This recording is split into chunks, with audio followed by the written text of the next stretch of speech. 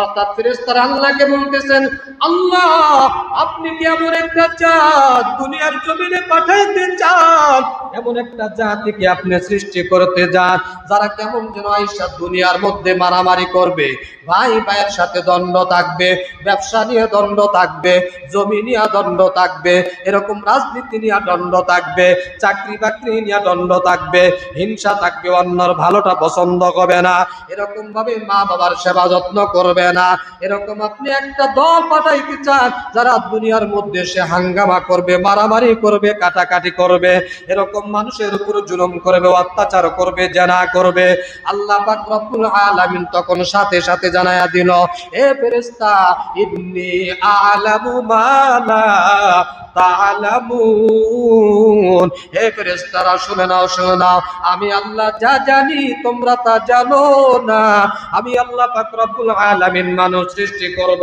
আল্লাহ পাক রব্বুল আলামিন বলেন, এই মানুষের মধ্যে দুই শ্রেণী থাকবে।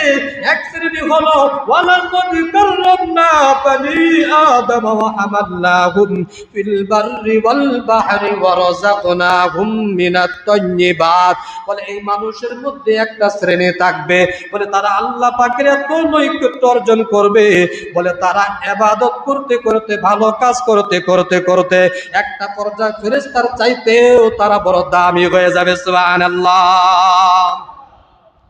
আবার একটা দল থাকবে, বলে তারা চোখ থাকবে কিন্তু ভালো জিনিস তাকাবে না, কান থাকবে কিন্তু ভালোটা শ্রবণ করবে না, অন্তর থাকবে কিন্তু ভালোটা অনুধাবন করবে না। আল্লাহ পাক রব্বুল আলামিন বলেন, ওয়ালাকাদ জারা'না লিজাহান্নামা কাসীরাম মিনাল জিন্নি ওয়াল ইনসি লাহুম কুলুবুন লা ইয়াফকাহুনা বিহা ওয়া লাহুম আ'য়ুনুন লা ইবসিরুনা বিহা ওয়া লাহুম আযানুন লা ইয়াসমাউনা বিহা উলাইকা কাল আন'আমি বাল হুম আদাল উলাইকা হুমুল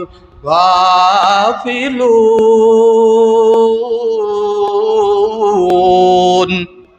এ কালামে জিন্দা কুরআনে হাকিম হিকমতে উলায়া জালাস্তু কাদিম জামিউল আলবা ফিল কুরআনে হাকিম তাকাসুরাত আনহু ওয়া ফাহামুর রিজালিন ওয়া কুরআন কালামুল্লাহ বসনু